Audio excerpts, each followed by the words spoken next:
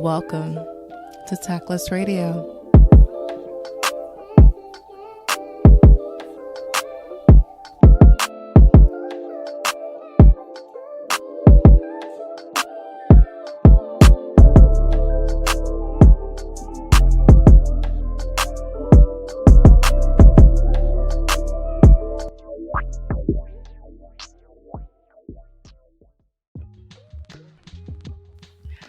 Hello, ladies and gentlemen, and everyone in between, to another episode of Tactless Radio.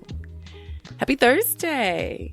The beautiful thing about alliterations, or at least the beautiful thing about the week that we have and the way that we have structured it, is that there are two T's in the week. So I am trying out Thursday drops instead of Tuesday.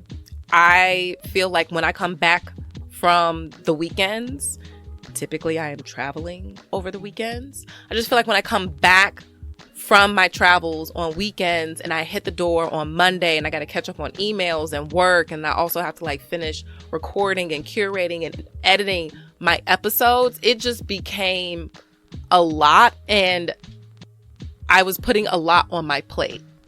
And now I have to delegate tasks out, and I also have to be more realistic about how I am able to be productive for the things that matter.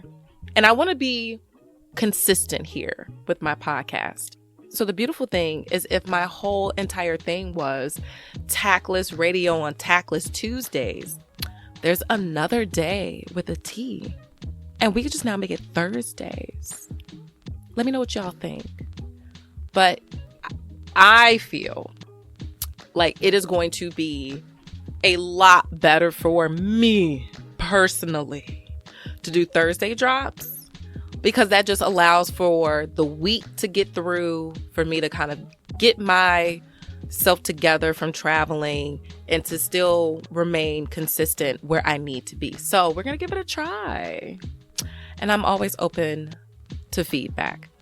So this week on Shit I Saw, which is my segment where I grab something from the crazy interwebs and bring it back here to discuss and share with you. This week is actually going to be a little bit different, because I want to talk about emotional maturity, but in a very mature way that I'm going to be calling porcupines and pineapples. So shout out to my lovely friend Marvin. Hello, boo. Because he sent me a very real article from the Margillian. So if anyone is interested in following along, the article is titled "The Porcupine Dilemma: Schopenhauer's Parable About Negotiating the Optimal Distance in Love." And I want to read you all a little bit from the article so that we can talk about where many of us as people lack in at least this area of emotional maturity. And I just want to read a little bit from the article. Long before Gabron and Rilke, who are other philosophers who have thoughts around distance and love, author Schopenhauer explored this calibration in his 1851 collection of short philosophical essays, the Paragia and Paralipomia, presenting the porcupine dilemma, part parable and part thought experiment, illustrating the paradox of intimacy. He writes, "One cold winter's day, a number of porcupines huddled together quite closely in order for their mutual warmth to prevent themselves from being frozen. But they soon felt the effects of their quills on one another, which made them again move apart. Now, when the need for warmth once more brought them together, the drawback of the quills was repeated, so that they were tossed between two evils.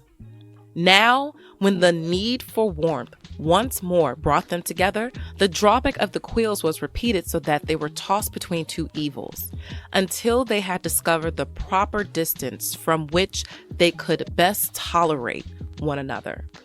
Thus, the need for society, which springs from the emptiness and monotony of men's lives, drives them together, but their many unpleasant and repulsive qualities and insufferable drawbacks once more drives them apart.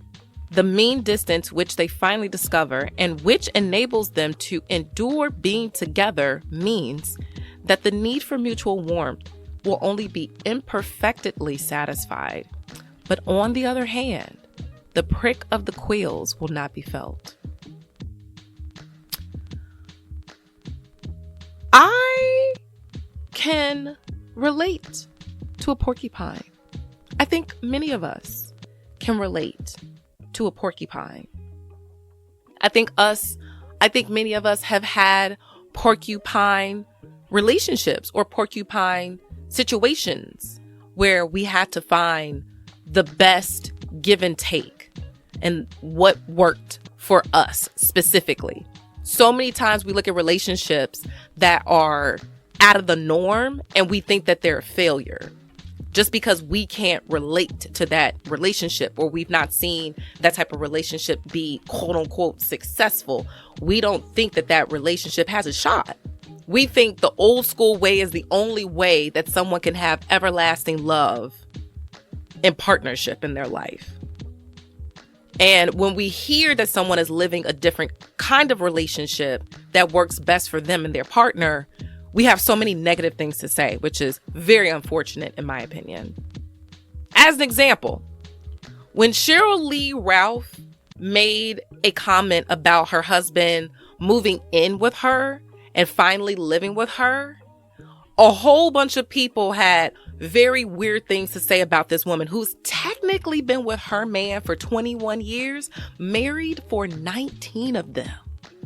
And a lot of y'all can't say the same. What a lot of people did not know was that her husband, Vincent Hughes, is a senator in Pennsylvania. And the beautiful Emmy-winning actress Cheryl Lee Ralph has a career that has her on the other side of the nation in LA. She says that they see each other twice a week each month. I don't know who y'all are or where y'all coming from attacking this woman, but if you ask me, my thoughts, I think that's the perfect setup. You get to you telling me that I get to see my motherfucker for 2 weeks out of the month? Like for 2 weeks we in it. Bam, slam, wham, thank you ma'am, cute, lovey, catch up, da da da da. And then for the next 2 weeks, we head in the ground, head in the sand, getting work done, hustling, make sure the kids good, making sure that we are the best of the best at what we do because they're both very good at their careers. I don't see the problem. But so many people had comments about the fact that Cheryl Lee Ralph and her husband didn't live together because a lot of what men more so would say is what would be the benefit of a marriage if my wife is not living with me?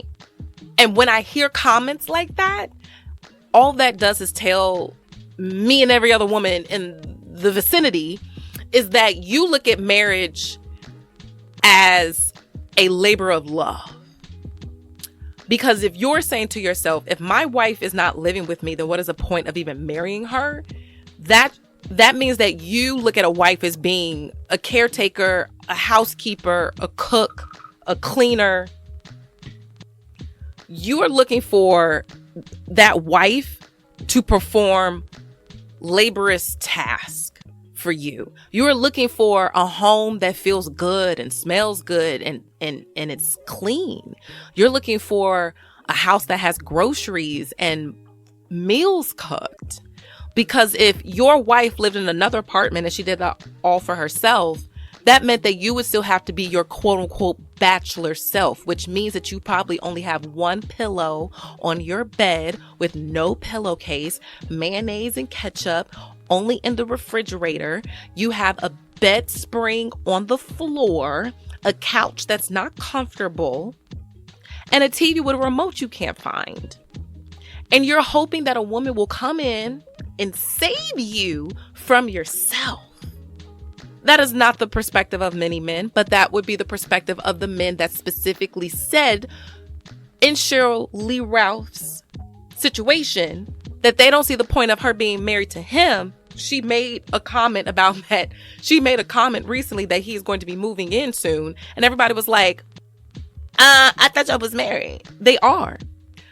And I want to read a little bit of what Miss Shirley Ralph said in an interview with Essence about the situation. Vincent and I have been married going on 19 years. We've been together 21. Abbott is shot in Los Angeles. My husband, as a senator, is always in his capital, Harrisburg, Pennsylvania. So I don't know what magic people think we're gonna do. We see each other on average of every 2 weeks. And everybody who questions that, I say, guess what? We're still married. I know that's right, Cheryl. The couple started out long distance when they met in 2005. One of the main reasons was that Abbott Elementary actress had to work in LA. However, she also wanted to keep her children, who were young at the time, close to their father and ex-husband Eric Maurice. The formal couple has 2 kids together. That said, they have made their long-distance marriage work and done a lot of traveling to do so. Ralph has done the most of the back and forth, and the only time they've been in the same place for an extended period of time was during COVID lockdown. First of all, Miss Cheryl says, 20 years keeping this marriage together, you have to be together for some time. Vincent is not able to leave the state the way that I can leave the state. In fact, in 20 years of us being together, I'm going to say my husband has maybe been to California 25 times. That means I'm in Philadelphia every 2 weeks. She also explained that fans often wonder why she's there when they see her. It's always like, what are you doing here? I'm married to Senator Hughes. I live here.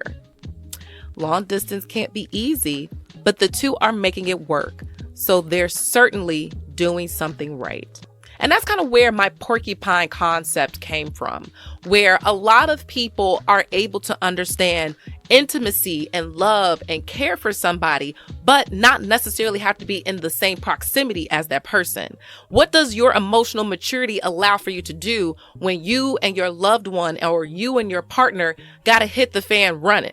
Got to hit the ground running with some real shit. When you are looking at the fact that you want to be an autonomous person and that you have your own career and there are things that you want to achieve for yourself, but there also is this amazing person and they make you feel good and you've never seen life the way that you have seen it ever since you've met them, and food tastes better and colors are brighter and you can't miss out on this. How do you find that beautiful marriage between what you want to accomplish and who you want to be there as you're accomplishing those things? And a compromise, what it looks like it was for Senator Hughes and the beautiful Miss Shirley Ralph, was that she was going to fly to Philadelphia every 2 weeks to see her man. And she'd been doing that, and they've been married damn near 20 years. So we can't sit here and say that it's something that, oh my God, that's so horrible. That's not the marker of a successful relationship. According to Miss Cheryl, it is. Her man, fine. They good. She happy. We can't sit there and put what we would or wouldn't do on somebody else and their situation, especially when we don't know shit. So when we're looking at the porcupine couples, where they are able to still express intimacy through space, when they are able to say to themselves, being close is amazing because I get the warmth, but I know that in the long run, it may hurt because I have to go back to work, which is nowhere near this. And then when I'm away from you, I am fulfilling things for myself. But at the same time, I miss you and I need you. So I need to get back to you. I understand what a porcupine may go through when they trying to hunch and get a little heat and just trying to get some warmth. But your quills, baby, they taking me out. That takes a level of emotional maturity many of us don't have. I know the people making very negative comments about Miss Shirley Ralph's relationship. Y'all definitely definitely don't have the emotional maturity. Now, the pineapple side of this emotional maturity conversation comes in the very opposite form. And when I say pineapple, I do mean an upside down pineapple. So back in the day when Soho House Chicago just opened, I used to work there as a receptionist. And one of the things that I learned being a newbie into the hospitality world was that pineapples were representative of hospitality. So a lot of hotels that do very well and get a lot of ratings and amazing ratings, they'll have pineapples in the front. So if you ever see a hotel and you see a pineapple, it is representative of like amazing hospitality. I'm gonna do a little sippy sip of my wine before I say this one. Now, when you see an upside down pineapple, that's different. Hospitality still the same. Hospitality through the roof. But you are dealing with swingers. Yes, you are dealing with swingers. If you ever go to a home and you see an upside down pineapple, baby, them couples be getting it the fuck in. They be getting it in. Yes. If you all did not know, in the kink world, if you see an upside down pineapple, that is representative of a couple that swings, of a married couple that swings. And if you are unaware of who swingers are or what swinging is, that is when a couple will pair up with another couple and they will switch partners and they will have sex in front of each other. A big old little group activity, if you will. After explaining to you all, at least for the ones who did not know what an upside down pineapple was, after explaining to you all that an upside down pineapple represents swingers and what swingers do, I think we all can agree that that is a different level of emotional maturity. Ain't none of y'all trying to fuck with. And I get it. That is a lot. That is an absolute lot. But what we can't do, like I said with our porcupines, is judge. Because if being swingers is what works for that couple, and I've met swingers, they be in the game for 40 years. They love their partners and they love the lifestyle. I can't sit here and say that that is a failure of a relationship. If they are still together, their kids are in college, they are happy, they wake up and they see their partner next to them in bed and they are smiling. We can't say that because you consistently watch your wife get pounded out by somebody else that you don't still love her and that your relationship is not great. Because that particular couple found what they needed to do for them. Because it takes emotional maturity to watch your partner have sex with somebody else. And baby, a lot of us ain't there. But think about if you could be. Not necessarily saying that that's what you want to do, but think about how better of a partner you could be if you worked on your emotional maturity. If you saw your partner as an autonomous human being that has their own goals, their own aspirations. They have their own sexual fantasies. They have things that they want to do with their body. There's things that they want to sexually explore with their body, and they want me there for the ride. Imagine what you could accomplish in your relationship if you worked on your emotional maturity. A lot of us would not be able to be swingers, and a lot of us would cop out of long distance relationships. And that's completely understandable because if you know your boundaries, baby, you know your boundaries. But what we can't do is look at the porcupine and the pineapples and tell them that they have a shitty relationship, that they have a horrible relationship, that their relationship is going to fail. Because they sat down with their partner and with everybody involved and decided to work on their emotional maturity to get to where they're at. Just because you didn't doesn't mean that you get to call somebody else's relationship where those two people did a failure. I myself, every day I'm working on my own emotional maturity. I will say now, and I can say this for a fact and for certain that in majority of my relationships, I was the one that was more emotionally mature than my partner. And it gets to a point where if you have a partner that is not as emotionally mature as you, and I'm not even saying it needs to be on the porcupine and the pineapple side. If you just don't have a partner that's as emotionally mature as you, it's going to get to a point where you're going to feel like you outgrown that person. And where you are going in life, you no longer can take them with you. So it helps to always consistently be bettering yourself and growing yourself. Because as your partner grows and as you grow, you can grow together. No one is saying you got to jump on that beanstalk and grow on top of them. You can grow alongside them.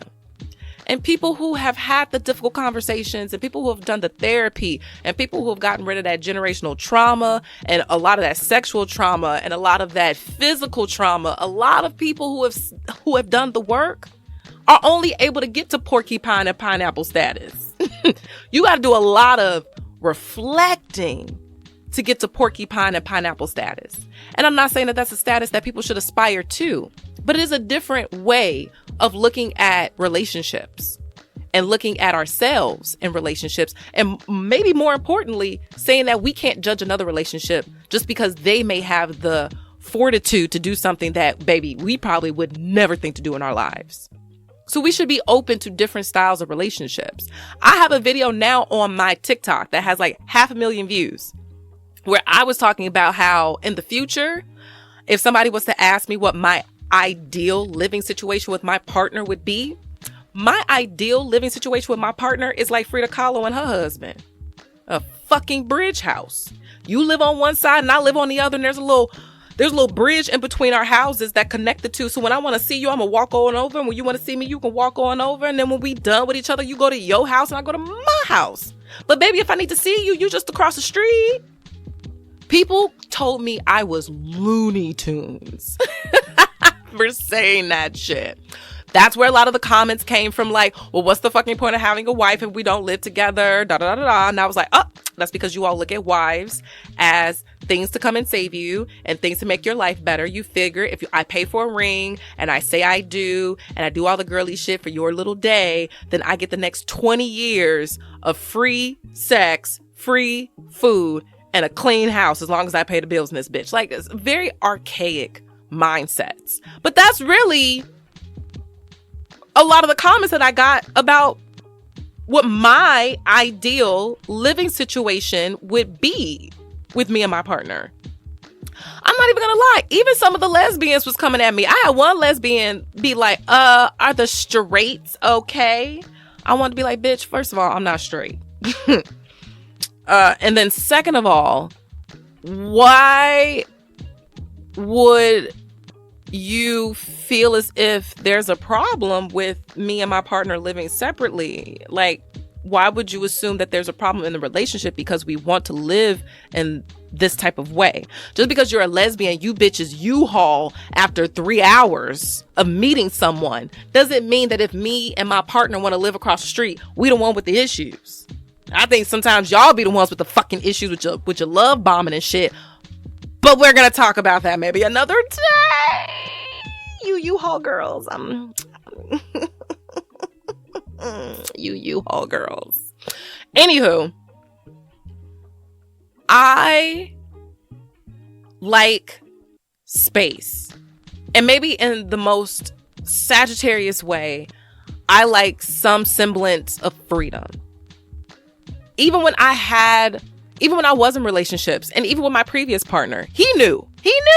I was like, look, I will live in this house, but I need a she shed. I need somewhere to go where I can charge my crystals. I can record my podcast. I can yell into the void. I can cry while listening to Adele. I can blaze a little bit. I can have my red wine. I can get away from the craziness. I just need a place where I can breathe because I'm a black girl with ADHD and anxiety battling depression. Okay. And I can put on a really, really good show for like 5 hours. That 6th hour, I'm gonna hit a fucking wall. And before everyone thinks that I'm having an attitude, I need to be able to go somewhere else and get myself together. Are you willing to build that shed? If it's not going to be the fact that it's going to be an east wing and a west wing house. If you're not going to buy a house where we have separate wings, then I need you to at least build me a shed in the fucking back. Because I need to be able to go somewhere else. And because I feel that way, does not mean I love my partner any less. And because I would love that in my partnership, doesn't mean that I hate my fucking partner. I have learned that me being able to remove myself from a situation and come back when I'm my best is the best way that I can show up for people. I'm going to need 5 minutes. I'm going to continue this conversation with you tomorrow. I need to let the steam off because I don't want to be disrespectful and I don't want to cuss your ass out. I don't want to bop your ass upside the head. So let me exit stage left. I'm mature enough to know I need to leave the situation and I need a comfortable and safe space to go to when I do. And I promise you, once I get myself right, once I get my mind right, I'm going to come back. I'm going to be better, but I can't be right now. And sometimes you got to be self-reflective enough to know that that is what you need to get from 10 to 2. Like, what do you need to get from 10 to 2? That's where that emotional maturity comes from, people. Listen. That's where that emotional maturity comes from. What do you need that is positive, that can get you from 10 to 2? And then, because people can't read your mind and you have to be an advocate for yourself, you have to tell people what you need. They can't guess that I need 5 minutes to calm down in my she shed that has my amethyst and my humidifier and my pothos and my journals and my weighted blanket. Like, that's what the fuck I need to go over there for 5 minutes. And I come back and we can finish this conversation. And I know that about myself. A lot of y'all don't know that about yourselves. That's why when you hear porcupine and pineapple situations, you're like, oh, how dare they? Because, baby, you don't know you. You don't even know yourself enough to know that you like to get down and be freaky a little bit. Like, what happens for all the girlies who only had 2 partners and then got married? And then when you find out that you actually like some freaky shit and your husband is the only nigga you've really ever been with and all he like is missionary, what you gonna do, girl? Are you gonna be open with him? Are you gonna tell him that you like anal? That you like people watching? You like to do it outside sometimes in the forest? Are you gonna be open and tell him? Or you gonna cheat? Be conniving? Deceitful? See, that's what I be talking about when it comes to emotional maturity. Like, you don't even know yourself enough to be able to share your needs and necessities with your partner. And just because the porcupines and the pineapples were able to do that, don't be looking at them like they're weird. We need to be applauding them. I think everybody needs to be working on getting to a space of emotional maturity so that when you and your partner are faced with different situations, you have a foundation to work through them with. So, cheers to the porcupines and the pineapples.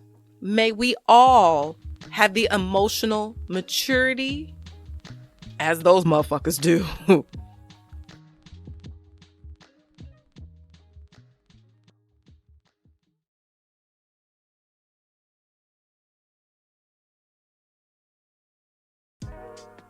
Hello, and welcome back to our Tactless Take of the week. And typically, the Tactless Take is me giving you a little knowledge nugget, inspirational words, maybe might even pull some tarot cards, give you something to reflect on for the following week. But this time, I'm just going to give you a crazy, wild life update. So last Sunday, I was hanging out with my girlfriend, Ashley. Hello, boo-boo. She threw this fantastic event where we were able to put together our 10 altars, like little altars on the go, kind of like a woo-woo baddies, a spiritual girlies vision board for 2024.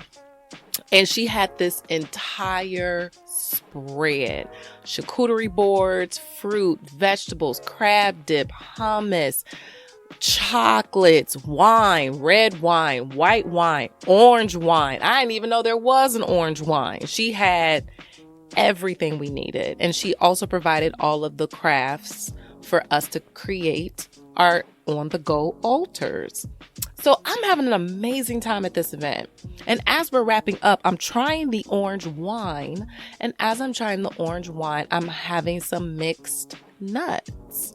Just because I wanted to have some nuts, something salty with the wine to kind of see how that would pair with my palate. As I am eating the nuts and having this orange wine, my armpits start to get itchy. And I'm like, that's kind of weird, but doesn't really alarm me. Then my pussy starts to itch like crazy. And then that's when I'm like, oh, I'm going to the bathroom, because if my pussy is itching and I know I didn't do nothing, we need to figure out what the fuck is actually going on. So I go to the bathroom and I'm like, I take my pants off and I look down. I am breaking out in hives and rashes. And I'm like, this is bad. Let me go home and take a Benadryl. So I leave out the bathroom. I tell my girlfriend goodbye. I'm going to head on home. And by the time I hit the car, which is about 2 blocks away, I parked about 2 blocks away from the event. By the time I hit the car, I can't see out of my right eye because my face is so swollen. And as I am driving, I'm like, no, I don't think I'm going home. I think I just need to go to the hospital.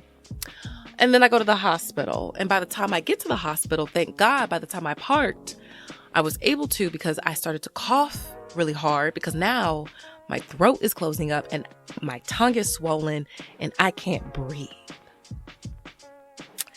So I'm rushing into the hospital, University of Chicago, if anyone wanted to know, emergency center.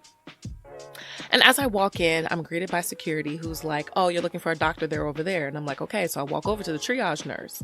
As I'm walking over to the triage nurse, of course, ignorantly, I hear, damn, she looks so mean. Mind you, my face is the size of a balloon. But empathy and security guards, why would University of Chicago hire anyone who gave a fuck about the patients walking in there? The triage nurse sees me and immediately is like, oh yeah, this bitch is about to die. We got to get her going.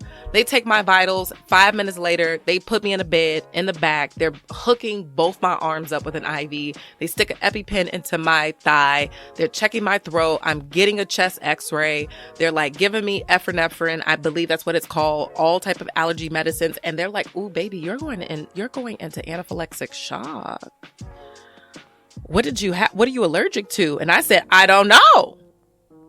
They was like, what do you remember eating? I was like, I had some orange wine and some nuts, but because my girlfriend had an amazing spread, I did have a little bit of everything tonight, which is like the craziest time to like develop an allergy and you just had everything under the sun. So you can't even really say for sure what the fuck it was that did it. All I know is what I had last is when I also noticed that my pussy started to itch. But we can't conclusively say it was nuts and orange wine, because I had crab, I had vegetables, I had prosciutto and mozzarella and pepperoni. I had a whole bunch of stuff. So we can't really say what it was. They were like, what are you allergic to? I was like, I don't know. I've never had a food allergy. The only thing that I knew that I was allergic to was codeine. And I was never, ever going to be an individual who was going to partake in sip or lean. So I don't know, doctor, but please let me live. 8 hours later, they discharged me from the ER and they tell me to follow up with my doctor, which I immediately do. Like the next day, I was like, girl, I was just in the hospital. I almost died. Me and you, we need to chat. So we're chatting. And mind you, it's not my doctor, it's her nurse, because I needed to talk to somebody fairly quickly. Like it was a serious situation.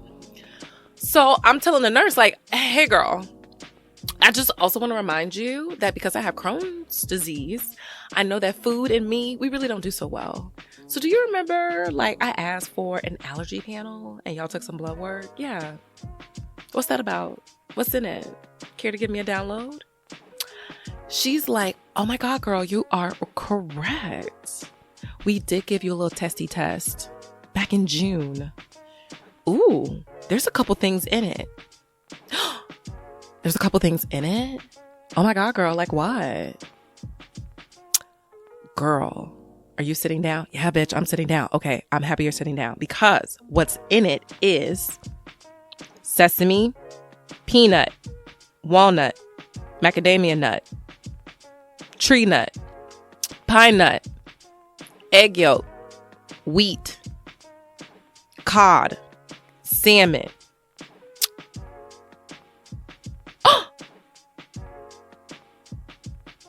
I have a nut allergy?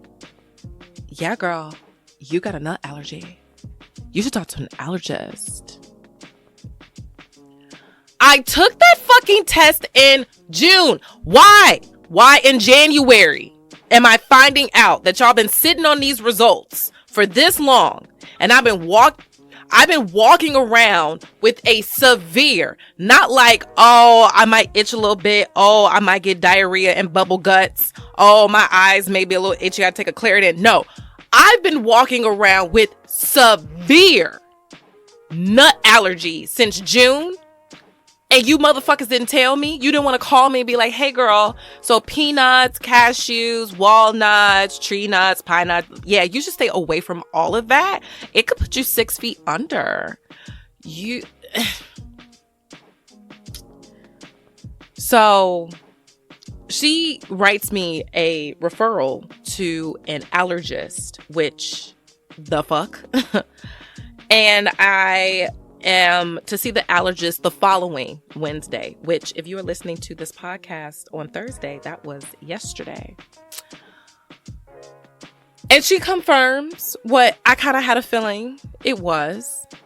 Yes, at the age of 34, I have now developed a nut allergy. And guess who has been itching all week because it has not really registered in my body or in my mind or in my day-to-day activities yet. It's not really registered yet. Because it's not really registered to me fully yet that I have this nut allergy. Mind you, almonds is on that list. I, like a dumbass, put almond milk creamer in my coffee earlier this week. And I was walking around like, why can't I breathe? Why can't I see? Like, why am I so itchy? To realize that I just had poison milk. Because I now have to be so vigilant in making sure that nuts are not in anything that I am consuming. And they put nuts in everything. She also was like, yeah, sesame is real high and so is tahini. So you may want to stay away from like chickpeas, Indian food, hummus. And I was like, I already got Crohn's disease.